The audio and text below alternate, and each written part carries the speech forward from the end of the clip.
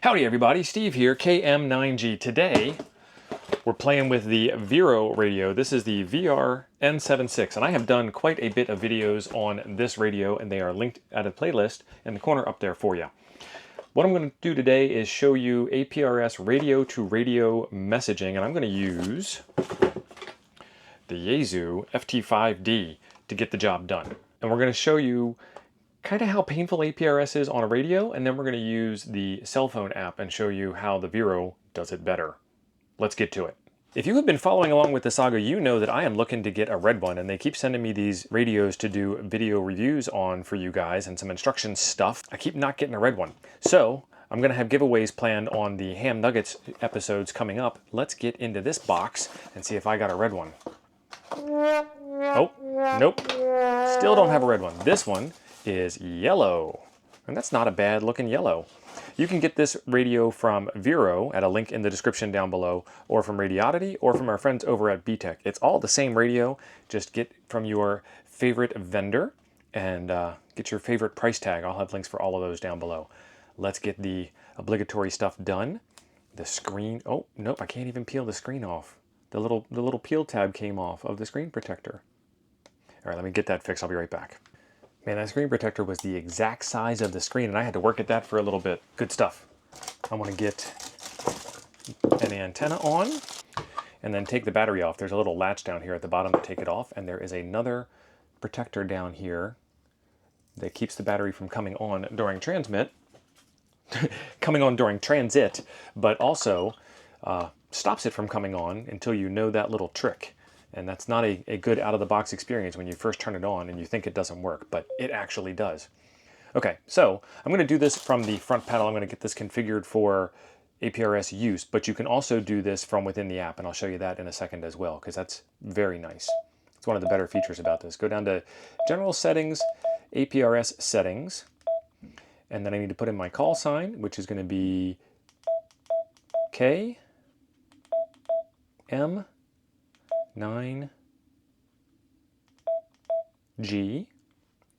going to hit OK.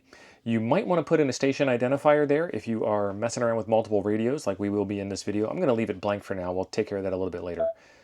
And then the path, I'm going to go ahead and pick up APRS. So that's the International Space Station. I don't know what S gate is, wide 2, and then it probably also says wide 1 on top of that. Each one of these different things, you can see the commas there. What will happen with the comma is it will try the ISS, then it will try the S gate, then it will try the wide 2 dash whatever path. If you just have wide 2 dash 1, what it's going to do is it's going to send it to the nearest, it's just going to put it on the air, and then it's going to be received by the nearest digipeater or iGate. They're going to strip the 1 off the end, send it out one more time.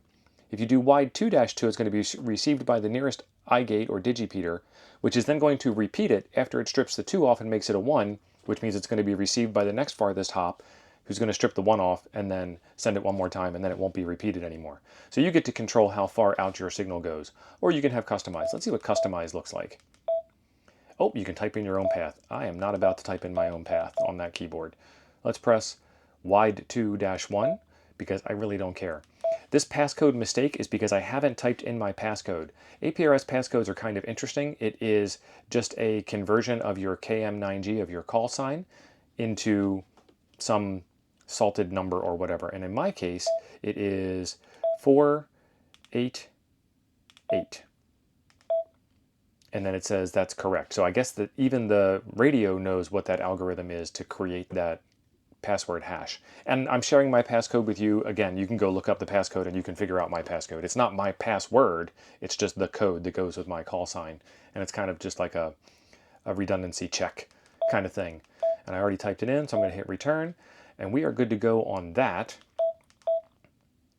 And then it's not signaling, it's digital mode. And we want to hit enable on digital mode, and then share location as often as you want, as little as off, 10 seconds, 20 seconds, 30 seconds, all the way up to 30 minutes, it looks like.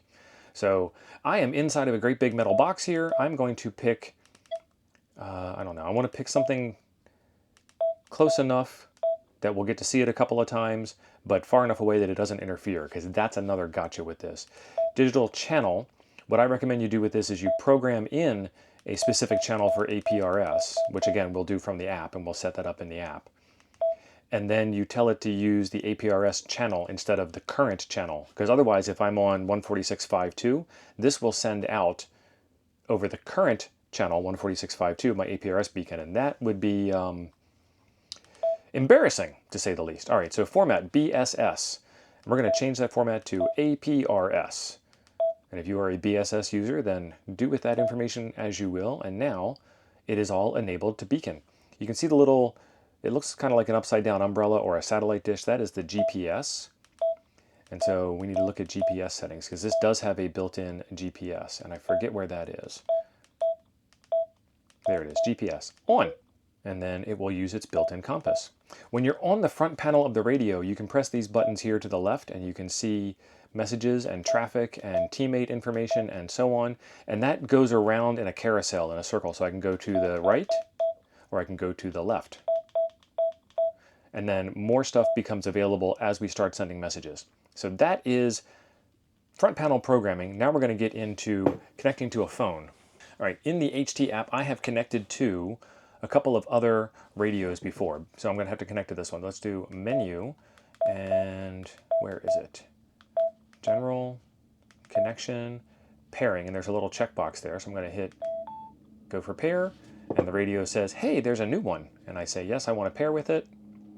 And then my phone asks me if I want to pair, and I say yes.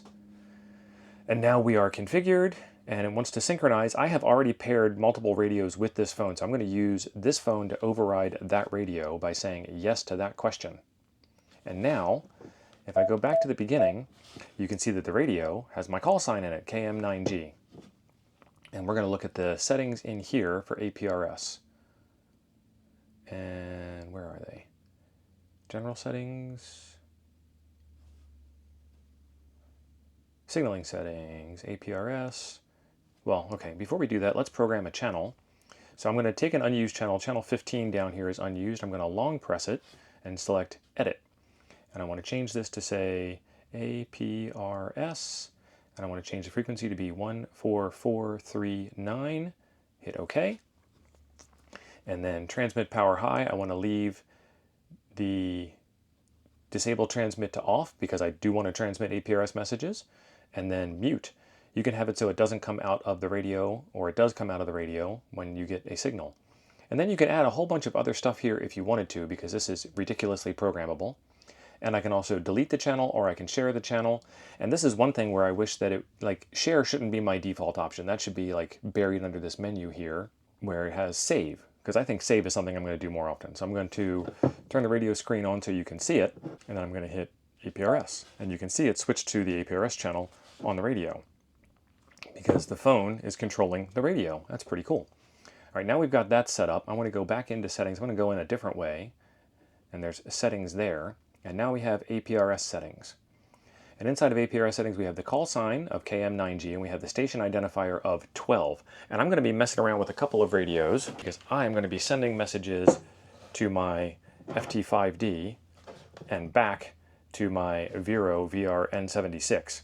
So this one is going to be 12, and this one is going to be 15. 15 for 5D, I don't know. Work with me here. And then you have all of these iGate settings and location settings and so forth, which I went over in a previous video. So that is all set the way that I want it to be set. I'm going to say back, back, back, back, and we're going to get to the front page here. So now we've done the configuration of the Vero radio on the radio keypad itself and also on the cell phone app. Now we need to start getting some messages sent back and forth. This is not going to be an exercise on showing you how the 5D works. There may or may not be a future video on that depending on how frustrating it is while we go through this experience. I'm going to first send a message from the 5D to the Vero, and then I'm going to send a message from the Vero to the 5D using the radios, and then I'm going to use the phone again to show you how easy that works. Let's get to it. All right, so I'm going to take this radio and put it off to the side, out of the way, and then the FT5D is going to be the poster child. I've just turned this thing on. I have VFO-B set for 144.390, and you can see that we just got a GPS lock, and it's blinking A12. It's using the 1200 baud modem, and we're already starting to get some traffic. The red was transmitting, so this thing just beaconed its location out to the Vero. Let's see what the Vero says when it saw that. So I'm going to go into pressing left or right on the carousel. There it is, KM9G15, and it's telling me it's to the east, which it actually is to the east. But the positioning is wrong because I have position ambiguity set on the FT5. It says it's 5,413 M's away, and I don't know if those are meters or miles, but it's not important to me. And then there is a message on the Vero, which is the one that the FT5D sent over. So let's select that, and it's just garbage at this point, and I'm not 100% sure why. You know what, let me go through the firmware update on this real quick off camera. There is a video up here in the corner to do firmware updates, and let's see if that fixes any of this. To be fair to the Vero, that garbage was probably some type of encoding scheme for whatever APRS messages are when it is just a beacon and nothing else gets sent out. But again, we're going to try and figure out if there is a better way to do this with the firmware updates. All right, we have the latest firmware on here, and I'm going to go on to the 5D, and I'm going to hit Menu, and I'm going to hit MList. Nope. I'm going to go into Menu, I'm going to hit Station List. Nope, I just saw it. Menu, Beacon TX, Beacon Transmit. And I've now beaconed, and I now have received the beacon on the other radio.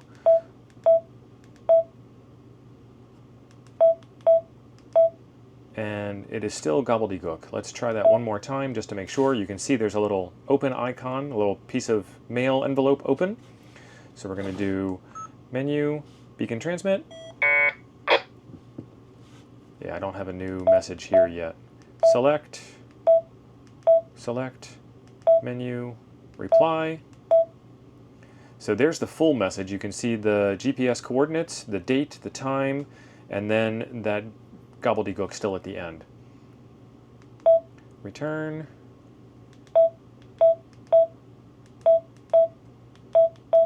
Doesn't appear to be a way to delete the message. Let's see. What time is it? It is 9:41.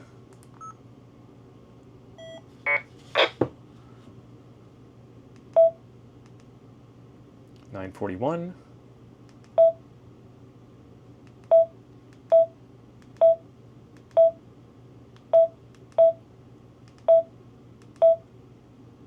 $9:41. Okay, so the firmware update hasn't changed this just yet, but they're going to watch this video, they're going to see the change there, they're going to see what's happening with it. We'll see what happens. All right, so that is receiving just a plain old beacon. Let's go over here and again go to the 5D. It's hitting my shelf. That's the antenna on the shelf sound. Let's go into Menu. Let's go to Message List. Let's click the More Menu option. Let's do Message Edit, because that seems intelligent to do, to compose a new message, don't you think? And then I'm already highlighted blue on 2, so I'm going to say Edit Text. Nope, I don't want to edit text, that's wrong. Let's go back. I need to give it a call sign, so I need to hit the More Menu options, Edit CS. And the sad part is I actually do know how to do this. It's just not intuitive to me. K, M, numbers, 9, G, and I'm not going to put a station identifier, and we're going to see what happens with that. Now, do I hit Menu to go back? No. Do I hit back to go back, and will that erase it or save it? Okay, so that did save it. It shows up in the blue text there. Now I need to hit Edit Text, and I need to do Test. That was not me.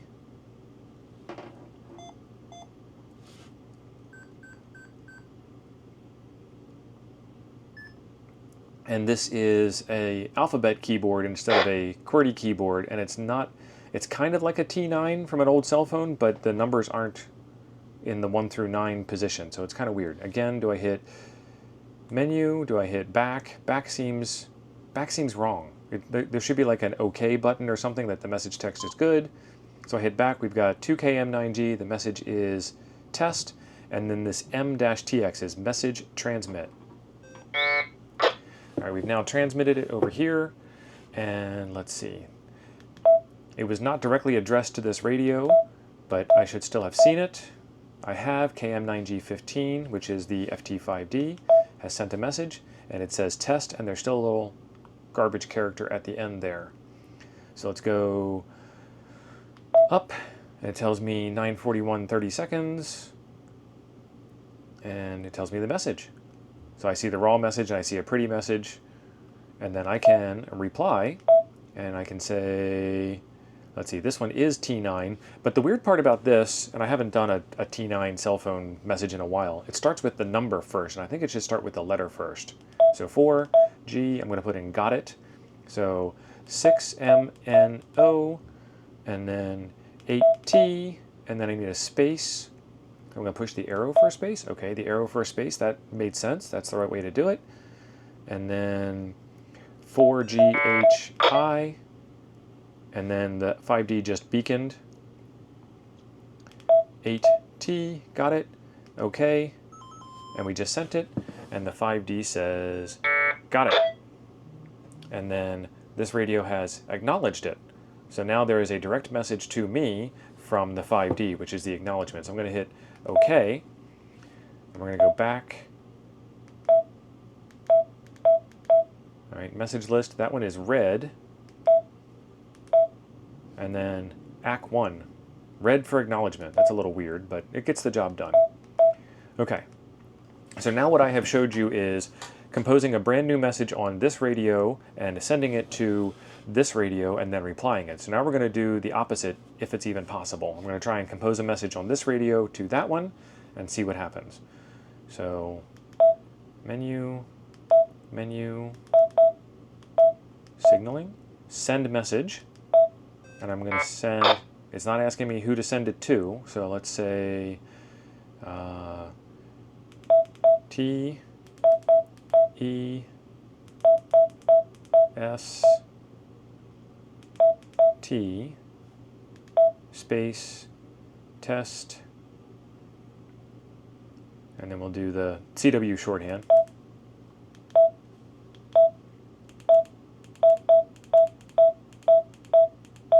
Okay, so if you push the button, you get the number, you get the 3 capital letters, then you get the 3 lowercase letters, then it starts over again. So test from, and let's do 76, which is the model of this radio. Okay. And it sent it, but it sent it unaddressed and it didn't send it in APRS format, so that's not the right signaling.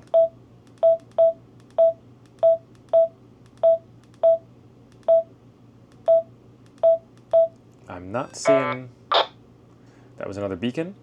I'm not seeing a way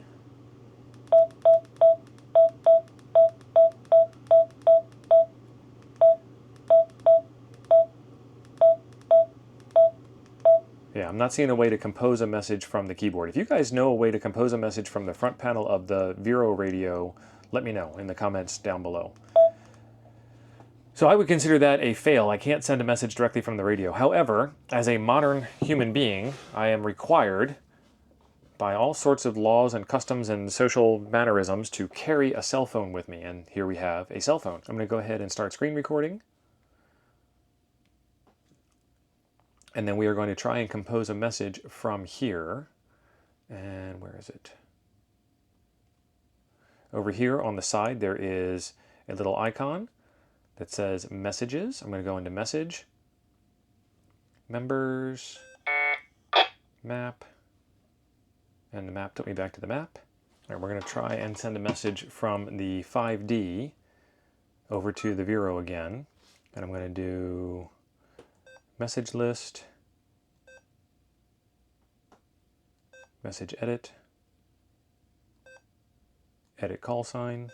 I'm going to make it a directed message.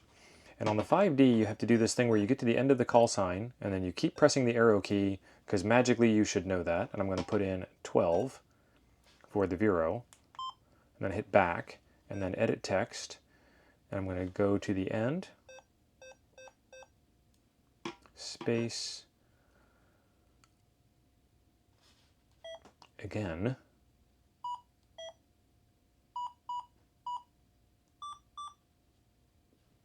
and I'm going to hit back. And so I have KM9D-12, and I have test again, and I'm going to transmit. And now, over here on the phone, I got a message from KM9G-12, which says test again, and I got an alert notification in my notifications bar and the phone vibrated. That's pretty cool. I'm going to tap on the message and see if I can reply that way. Long press the message.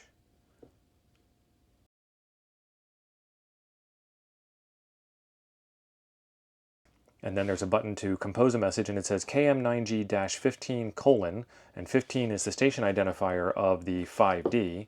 And I'm going to say, got it again. And that is so much easier to type with a QWERTY keyboard and 2 fingers and everything, and pretty cool. I'm going to hit send. You can see on the radio screen that it has a new message as well. Let's do the transmit. We should see the light here light up. I'm going to put this one back into focus here as well, and you should see this one go crazy. Yep. So that one starts blinking white that I got a message, and then I got the acknowledgement back that I received the message. And let's take a look at the screen on the 5D. It says, got it again, but it cleared itself away. So I'm going to go into the message list, and it is that one. And I hit F menu on it, and there we go. So it says, received KM9G-12, which is this radio.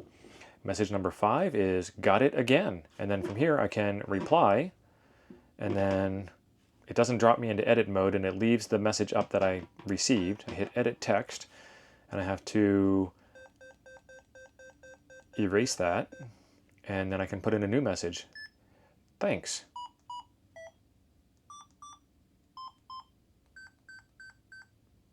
And then back, and then transmit. And I've received it again on this radio. You can see the message identifier there. I got the acknowledgement on that radio. And then on the cell phone screen, I have thanks. There we go. And now you've got all of that wonderful stuff. Pretty slick. Here's what the pop-up message notification looks like when you get a pop-up message notification. That was awkward. There we go, a brief look at sending messages back and forth between the Vero VR-N76 not red and the Yaesu FT5D. Which one do you think was a little easier to use than the other one? Did you like the app? Do you have any questions about this? What are the garbage characters at the end of the APRS transmissions? I have seen those using Direwolf and my IC705, so I don't think it's a Vero issue, I think it's just an issue. And I did see the whole message, so I guess it's an issue that's not an issue. It should be fixed, but it should be fixed everywhere. It's not just a Vero thing. And you know, since I already have to EDC the phone, I think this one's a better choice for sending and receiving messages. I'll just leave this one on my belt and do all of my messaging from my phone like I do anyway. Good idea, Vero. There are links in the description down below to get this radio with a nice discount code for you as well. In this video right here, I demonstrated more of the online iGating features and was able to receive quite a bit of local messages. Check that one out. Thanks for being awesome. I'll see you over there.